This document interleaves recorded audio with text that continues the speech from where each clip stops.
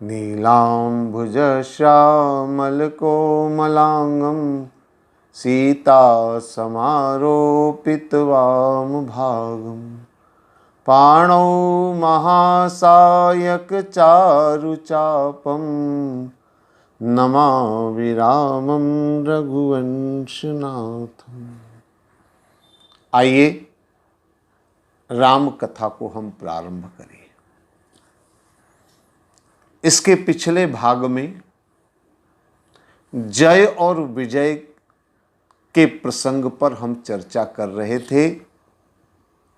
राम जन्म के हेतु अनेका परम विचित्र एकते एका। ये जो राम जन्म के अनेक कारण हैं, उनमें से एक कारण है जय और विजय। विप्र श्रापते दूनों भाई, तामस असुर देह तिन पाई। जय और विजय को श्राप मिला, क्यों मिला, और उसके ऊपर हम चर्चा कर रहे थे। मैंने आपसे निवेदन किया था कि जय विजय ने एक द्वारपाल होने का कर्तव्य निभाया और सनक सनकादिक से कहा कि बिना मालिक की अनुमति के आपको अंदर प्रवेश नहीं करने देंगे। लेकिन उन्हें श्राप दे दिया सनक सनकादिक ने। तो हमें लगता है जय विजय कोई गलती नहीं है, लेकिन मैंने आपसे कहा था कि जय विजय इतने अहंकारी हो गए थे कि एक बार उन्होंने लक्ष्मी को ही दरवाजे पर रोक दिया। और अहंकारी क्यों हो गए थे? क्योंकि भगवान ने उन्हें अपने जैसा बना लिया था। नौकर और मालिक का रिश्ता सदियों से चला रहा है। बिना मालिक के गरीब का गुजारा नहीं, और बिना सेवक के धनपतियों का गुजारा नहीं। दोनों के बड़े गहरे संबंध हैं। लेकिन रिश्ते कैसे होने चाहिए? मैंने एक दृष्टांत के माध्यम से बात आपके सामने रखी थी। मालिक को हमेशा अपने नौकर को अपने जैसा मानना चाहिए, और नौकर को हमेशा अपनी असलियत याद रखनी चाहिए कि वास्तविकता मेरी क्या है और मालिक की कृपा मुझ पर कितनी है। तो दोनों का समन्वय ठीक हो सकेगा। आइए अब थोड़ा और हम आगे बढ़ने का प्रयास करें। जय विजय का जो अहंकार है, अगर शब्दों से देखें तो और आसानी से बात समझ में आ जाएगी। इनका नाम आप देखिए, बड़े सार्थक नाम है, जय और विजय। जब आदमी को जय जयकार होती है, जब आदमी का सम्मान होता है, उसकी जय जयकार होती है, या आदमी को जब विजय श्री यानी सफलता मिलती है, तो अक्सर आदमी के अंदर अहंकार आ जाता है। ये नाम बड़े सार्थक है। भगवान नारायण के वैकुंठ के दरवाजे पर हैं, और ऐसा माना जाता है कि सनक सनकादिक जब 7वें द्वार पर पहुंचे, तब जय विजय ने उनको रोक दिया।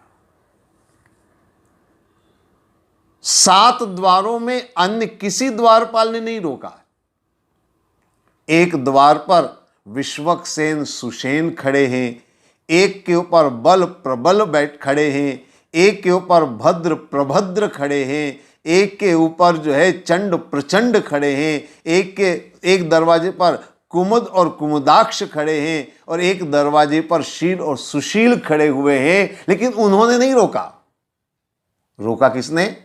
जय और विजय ने। जब किसी ने नहीं रोका तो इन्होंने क्यों रोका? जरूर इनके अंदर अहंकार आया, इसीलिए इन्होंने अपना प्रभाव दिखाने के लिए कि देखा, आपको कोई और रोके चाहे ना रोके, लेकिन हम आपको रोक सकते हैं। इसलिए उन्होंने जय विजय ने सनक सनकादिक को रोका, और इसीलिए उन्हें श्राप मिला। यह प्रसंग बड़ा अद्भुत, बड़ा अलौकिक है। हर पहलू पर हमें ध्यान देना होगा, विचार करना होगा। लेकिन एक सवाल मन में उत्पन्न होता है,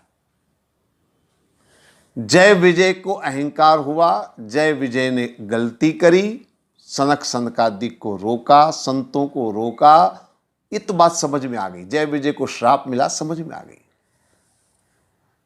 लेकिन सनक सनकादिक के बारे में शायद बहुत कम विचार हुआ है।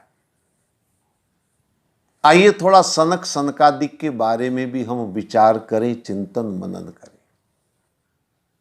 और उदाहरण लेकर चलूं तो शायद जल्दी अच्छी बात आप समझ पाएंगे। मान लीजिए आप किसी के घर जाएं और वहां का द्वारपाल, वहां का चौकीदार अगर आपके साथ अभद्र व्यवहार करे, अशोभनीय व्यवहार करे, अगर वो आपके साथ अभद्र शब्दों का प्रयोग करे या कुछ और गलत कार्य करे, निश्चित रूप से उसने गलत काम किया। लेकिन मुझे एक बात बताइए कि आप अतिथि बनकर जिसके घर गए हैं, उसके अगर किसी कर्मचारी ने कुछ गलत व्यवहार किया है तो आप क्या कर सकते हैं? आपका अधिकार क्या है? आप शिकायत करेंगे उसके मालिक से कि तुम्हारा ये नौकर ठीक नहीं है, इसका व्यवहार ठीक नहीं है, इसने मेरे साथ बदतमीजी करी है, ये शिकायत करेंगे आप? आपको शिकायत करने का अधिकार है। क्या आपको नौकरी से निकाल देने का अधिकार है? नहीं। आप नौकरी से नहीं निकाल सकते उसको, आप शिकायत कर सकते हैं।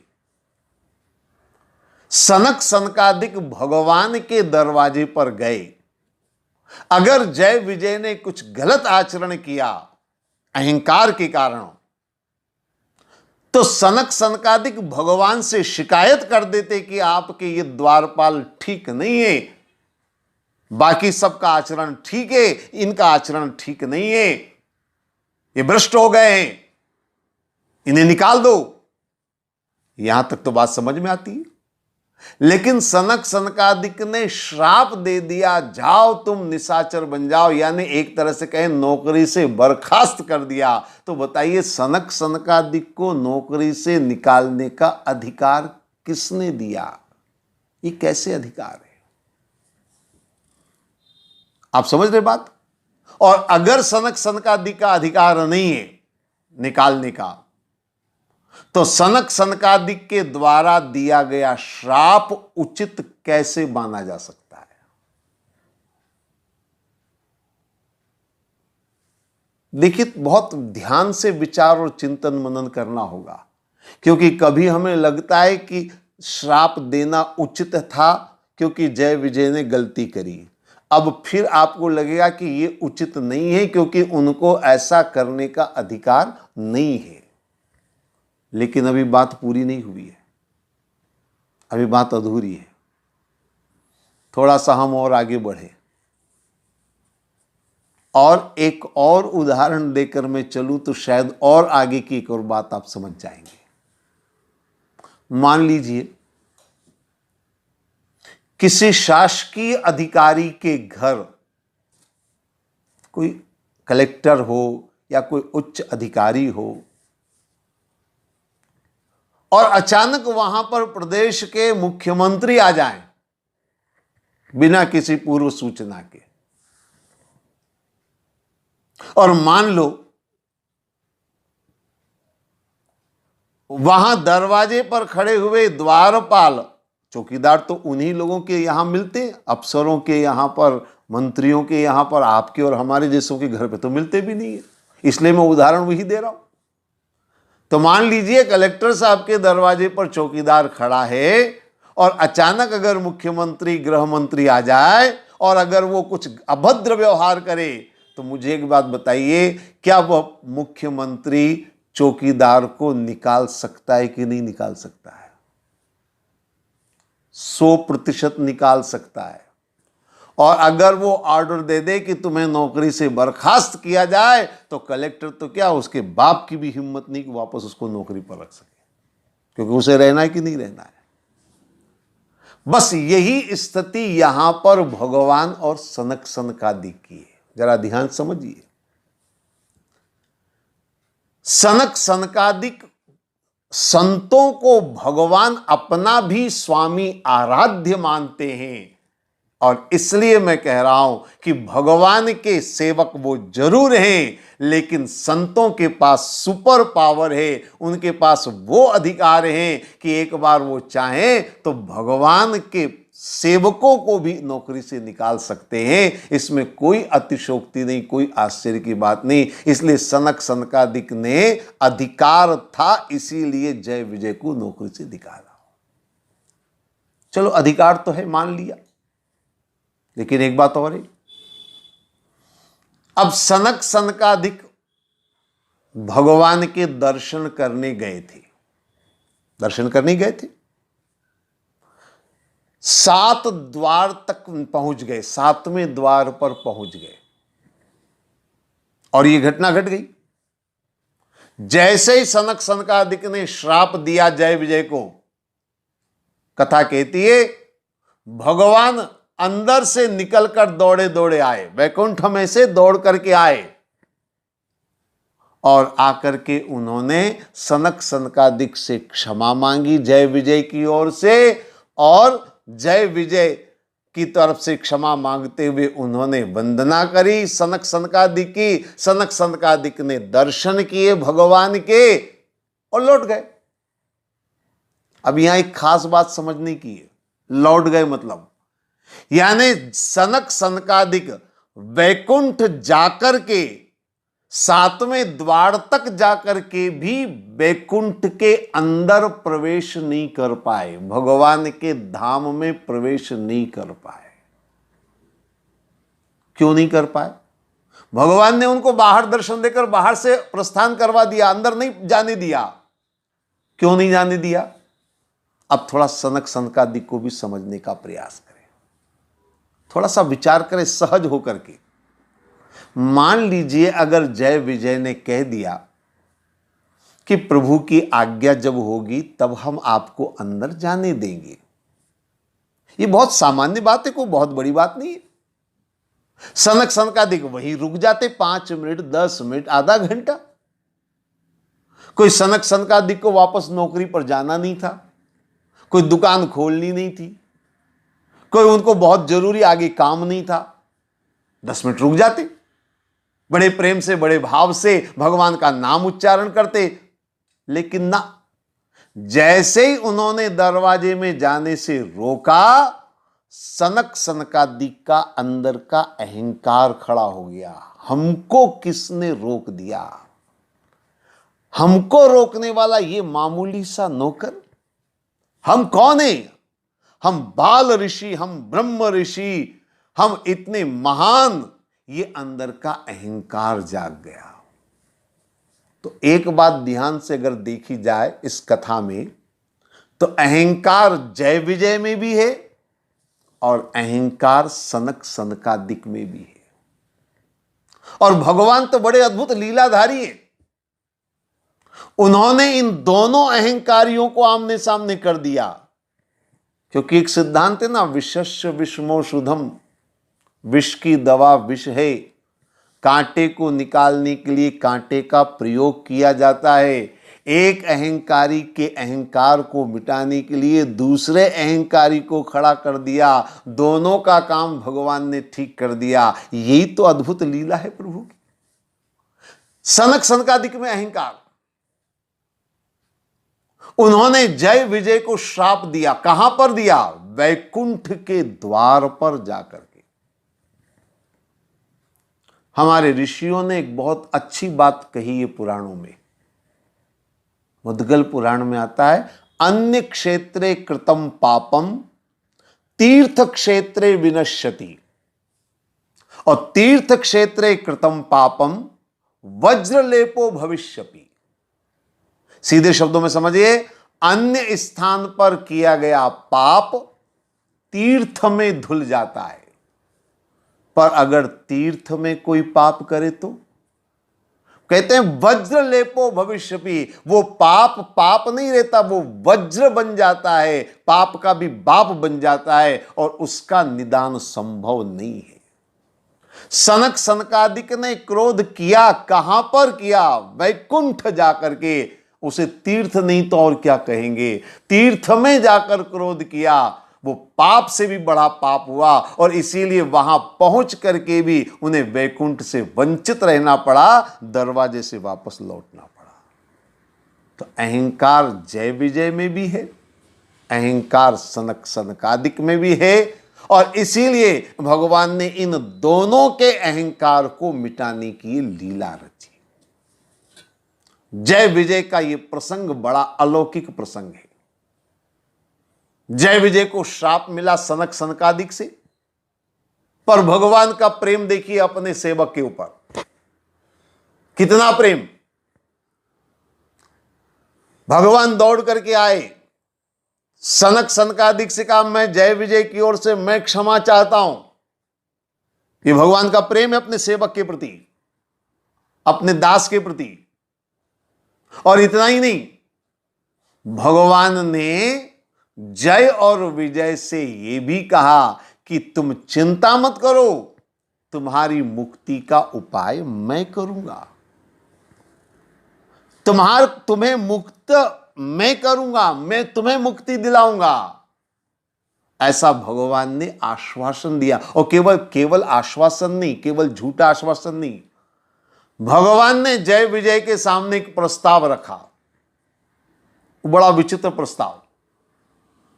भगवान ने जय विजय से कहा, देखो, अगर तुम प्रेम से मुझे भजोगे, भक्ति भाव से प्रेम से अगर मुझे भजोगे, तो 7 जन्म में तुम्हारा उद्धार मैं कर दूंगा। पर अगर वैर भाव से, शत्रुता भाव से अगर तुम मुझे भजोगे, तो मैं 3 जन्म में तुम्हारा उद्धार कर दूंगा। बड़ा विचित्र है ये प्रस्ताव,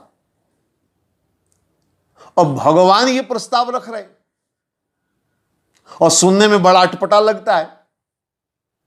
कई बार तो हमको ऐसा लगता है कुछ हमने गलत तो नहीं सुन लिया।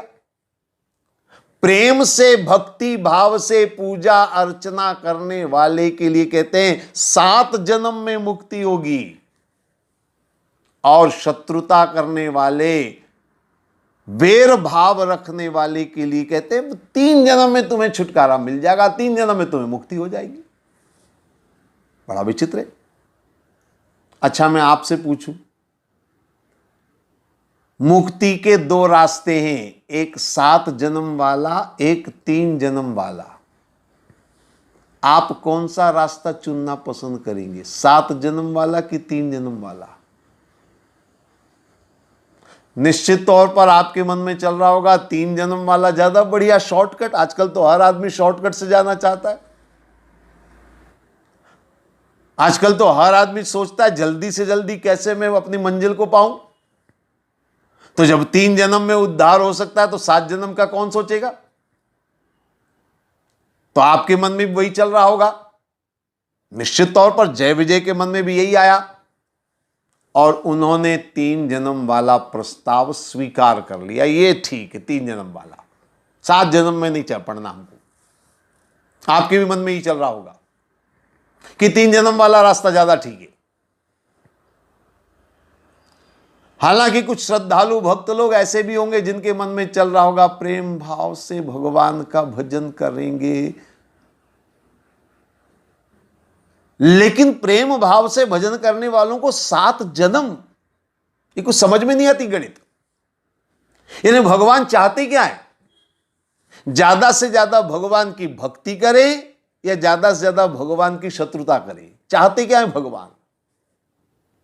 ये सिद्धांत समझ में नहीं आता है कि ये 3 जन्म और 7। हाँ, अगर भगवान ऐसा कहते कि शत्रुता करोगे भाई तो 7 जन्म लगेंगे, और प्रेम से तुम मेरी पूजा पाठ करोगे तो 3 जन्म में मैं तुम्हारा उद्धार कर दूंगा, तो बात बिल्कुल सीधी सरल समझ में आ जाती है। लेकिन ये तो भगवान उल्टा प्रस्ताव रख रहे हैं। प्रेम भाव से भजन करोगे 7 जन्म, और शत्रुता करोगे तो 3 जन्म। तो आपके मन में भी कई तरह के विचार चल रहे होंगे, शत्रुओं पर भगवान जल्दी क्यों प्रसन्न हो? प्रेम से भक्ति भाव से पूजा करने वालों के लिए इतना 7 जन्म का क्यों? भगवान का ये विधान क्या है? क्या ये वास्तव में सबके लिए लागू है या केवल जय विजय के लिए था? और अगर है तो आखिर इसके पीछे कारण और सिद्धांत क्या है? थोड़ा ध्यान दें और समझने का प्रयास करें। सुनने में थोड़ा अटपटा जरूर लगता है कि ये प्रेम भाव से 7 जन्म और शत्रु भाव से 3 जन्म में उद्धार होना क्या है, लेकिन थोड़ा इसको समझने का प्रयास करें। देखिए, प्रेम भाव और वैर भाव, थोड़ी देर के लिए आप इन दोनों भावों को अलग कर दें, ठीक है? अब एक चीज आप समझिए, परमात्मा कब मिलेंगे? इस समय आप न तो प्रेम भाव को याद रखें न वैर भाव को, दोनों को अलग कर दीजिए। आप सिर्फ एक बात सोचिए, परमात्मा हम पर प्रसन्न कब होंगे? परमात्मा हमें कब मिलेंगे? मुक्ति हमें कब मिलेगी?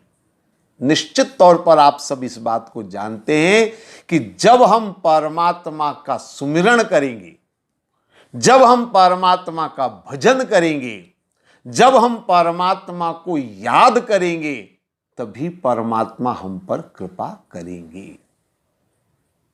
ये याद शब्द बड़ा गजब का शब्द है। परमात्मा को याद करते हैं, ये याद शब्द है ना, बड़ा गजब का। 2 अक्षर है इसमें, या द, और अगर इसको उल्टा कर दे तो क्या हो जाएगा? या द को उल्टा कर दे तो द या हो जाएगा।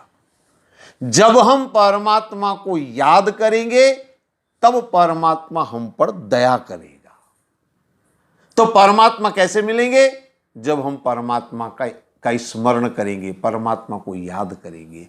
इसलिए संत कहते हैं, सोते उठते बैठते जागते चलते फिरते जितना हो सके परमात्मा को याद करो। राम नाम जपते रहो जब लगी घट में प्राण। निरंतर भगवान का नाम लो, यह परमात्मा को प्रसन्न करने का सूत्र है। मूल सिद्धांत क्या है? परमात्मा को याद करेंगे तो परमात्मा हम पर कृपा करेंगे। आप इसको समझ लीजिए, यह मूल सिद्धांत है। अब थोड़ा सा हम समझने का प्रयास करें। प्रेम भाव से भगवान का भजन और वैर भाव से भगवान को याद करना, दोनों में अंतर क्या है समझ लीजिए। आप प्रेम भाव से भगवान का भजन करने वाले लोग हैं, जितने कथा श्रवण कर रहे हैं आप सब प्रेम भाव से भगवान का भजन करने वाले। मुझे ईमानदारी से बताइए, आप प्रेम भाव से भगवान को याद करते हैं 24 घंटे में कितनी देर? बोलिए, कितनी देर आप परमात्मा को याद करते हैं? 10 मिनट, 20 मिनट, आधा घंटा, 1 घंटा, या ज्यादा से ज्यादा 2 घंटा? शायद इससे ज्यादा कोई नहीं होगा जो ज्यादा 2 घंटे से ज्यादा समय निकालकर भगवान का नाम लेता हो प्रतिदिन, या भगवान का स्मरण करता हो। लाखों में कोई एक आध निकल जाए, वो भी 2 से 2, 2.5 से 3 घंटे तक करने वाला, ज्यादा नहीं मिलेंगे। तो आप परमात्मा को प्रेम भाव से भजते हैं कितना? आधा घंटा, 1 घंटा, 1.5 घंटा। अब दूसरी चीज याद करिए, अगर आपकी किसी से शत्रुता हो जाए, अगर आपका किसी से झगड़ा हो जाए, अगर आपकी किसी से लड़ाई हो जाए, तो चलते फिरते सोते उठते बैठते रात दिन आपकी खोपड़ी में उसी का ख्याल आएगा, उसी का विचार आएगा, वही सूरत आपके सामने आएगी, वो मुझे मिल जाए तो मैं उसको ये कर दूंगा, वो कर दूंगा। चलते फिरते आपको वही नजर आएगा। आप 24 घंटे उसी का ध्यान करेंगे, उसी का नाम लेंगे, उसी को याद करेंगे। जितनी शत्रुता प्रबल होगी उतना ही आप उसको ज्यादा याद करेंगे। छोटा मोटा झगड़ा होगा तो शायद थोड़ी देर के लिए, लेकिन झगड़ा अगर बड़ा है, लड़ाई अगर बहुत बड़ी है, शत्रुता अगर बहुत ज्यादा है, तो आपका दिल और दिमाग उसी में लगा रहेगा। शायद अब सिद्धांत आपकी समझ में आ रहा होगा। प्रेम भाव से 7 जन्म और वैर भाव से 3 जन्म का मतलब क्या है?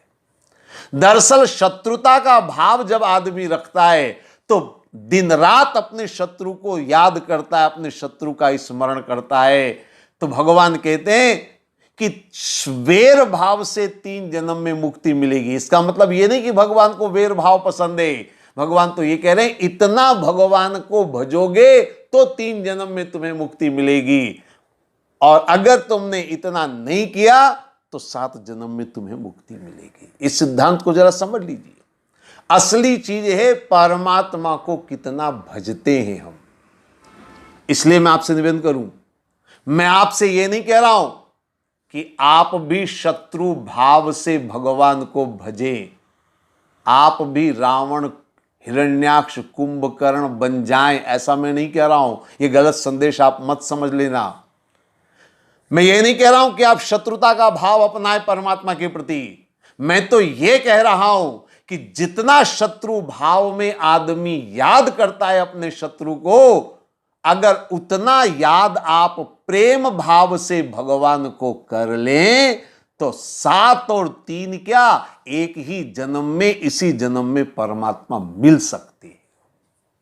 महत्वपूर्ण शत्रुता और प्रेम नहीं है, वैर भाव और प्रेम भाव नहीं है। महत्वपूर्ण है कितना आप भगवान को सुमिरन करते हैं। और 7 जन्म का भी कोई अनिवार्य ठेका नहीं है। अगर आप इतना भी भगवान का नाम नहीं लेंगे तो 7 हो सकता है, 17 भी हो जाए, 70 भी हो जाए।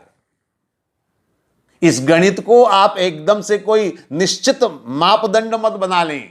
ये तो आपकी भक्ति के ऊपर है, आपके सुमिरन के ऊपर है। आप जितना सुमिरन करेंगे उतना जल्दी परमात्मा को पाएंगे, और जितना सुमिरन नहीं करेंगे उतना परमात्मा को विलंब से पाएंगे। तो मैं आपसे निवेदन कर दूं, थोड़ा सा सुनने में अटपटा लगता है कि प्रेम भाव से 7 जन्म, शत्रु भाव से 3 जन्म, भगवान ऐसा क्यों कह रहे हैं, लेकिन वास्तविकता यह है कि परमात्मा को न प्रेम न वैर से मतलब है। परमात्मा को तो आपके सुमिरन से, जितना आप सुमिरन करेंगे परमात्मा को उतना जल्दी पाएंगे। इसलिए जय विजय की तरह निर्णय मत लें कि शत्रुता का भाव रखेंगे, बल्कि निर्णय ये लें कि प्रेम भाव से भी हम दिन रात भगवान का भजन करेंगे तो 7 और 3 क्या, एक ही जन्म में परमात्मा को पाया जा सकता है। चलिए, अब ये जय और विजय ने 3 जन्म का रास्ता चुन लिया। अब ये 3 जन्म जो जय और विजय ने चुने हैं, आप सब ने शायद सुना होगा। पहले जन्म में वो हिरण्याक्ष और हिरण्यकश्यप बनते, दूसरे जन्म में वो रावण और कुंभकर्ण बनते, तीसरे जन्म में वो शिशुपाल और दंतवक्र बनते हैं, और इन 3 जन्मों के साथ ही उनकी मुक्ति हो जाती है। वो फिर से भगवान के वैकुंठ के द्वारपाल बन जाते हैं। अब इसमें भगवान की दयालुता देखिए, भगवान कितने दयालु हैं, कितने कृपालु हैं। जय विजय को मुक्ति के लिए 3 जन्म लेने पड़े, और भगवान उनको मुक्ति मिले इसके लिए 3 नहीं बल्कि 4 जन्म लेते। देखिए आप, हिरण्याक्ष के लिए 12 अवतार, हिरण्यकश्यप के लिए नरसिंह अवतार, रावण और कुंभकर्ण के लिए राम अवतार, शिशुपाल और दंतवक्र के लिए कृष्ण अवतार। 4 अवतार हुए कि नहीं हुए।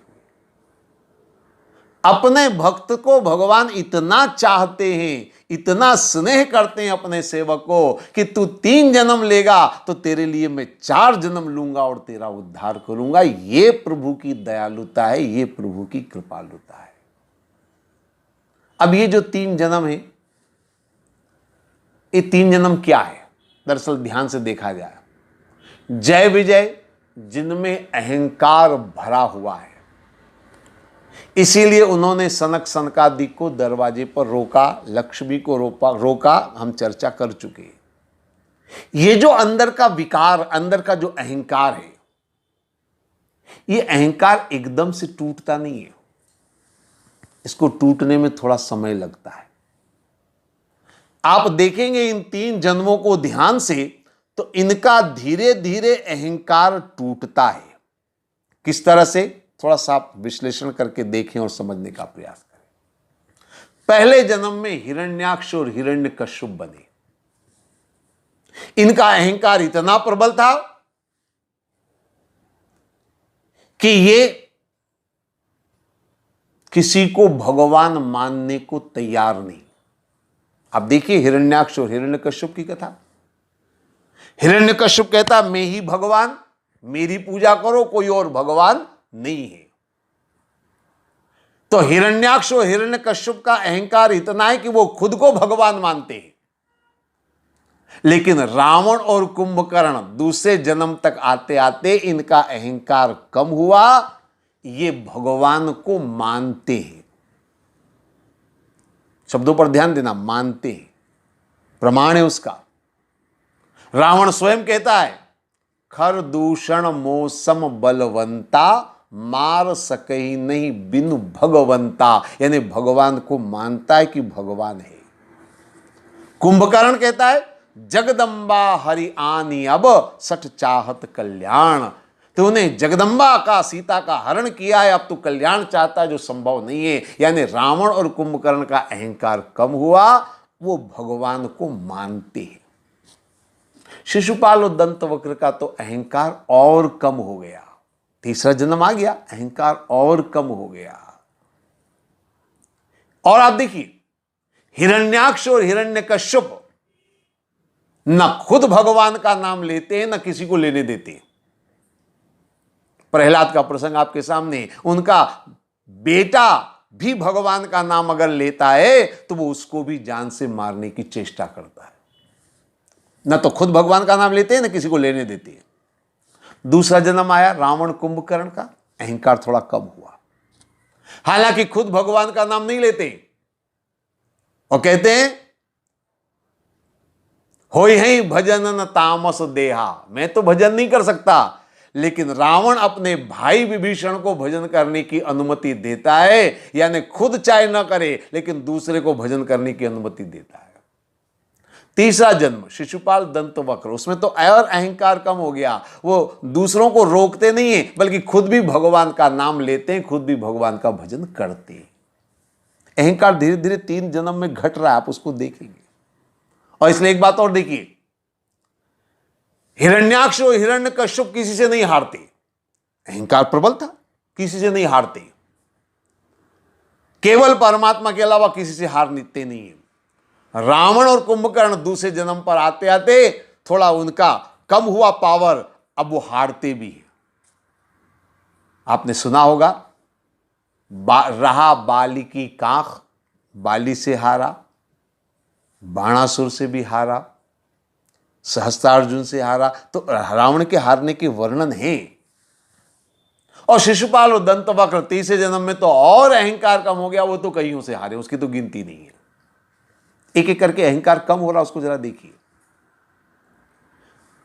जब हिरण्याक्ष और हिरण्यकश्यप थे तो अपने अलावा किसी और को बलशाली मानते नहीं थे। हम मैं हूं, मेरे अलावा कोई बलशाली नहीं है। लेकिन दूसरा जन्म आया रावण कुंभकर्ण का, थोड़ा अहंकार कम हुआ, अब वो दूसरे के बल को भी मानते हैं। इसलिए रावण कहता है हे कपि एक महाबलशाली, आवा प्रथम नगर जय जा रहा। वो बलशाली है, यानी वो हनुमान जी के बल की सराहना करता है। शिशुपाल दंतवक्र और अहंकार कम हो गया, वो तो सबके बल की प्रशंसा करते, सराहना करते हैं। यानी धीरे धीरे अहंकार जब कम होते होते कम होगा, तब जाकर के मुक्ति मिलेगी। तो मुक्ति का मतलब है विकारों से मुक्ति जब होगी तो हमारी मुक्ति होगी।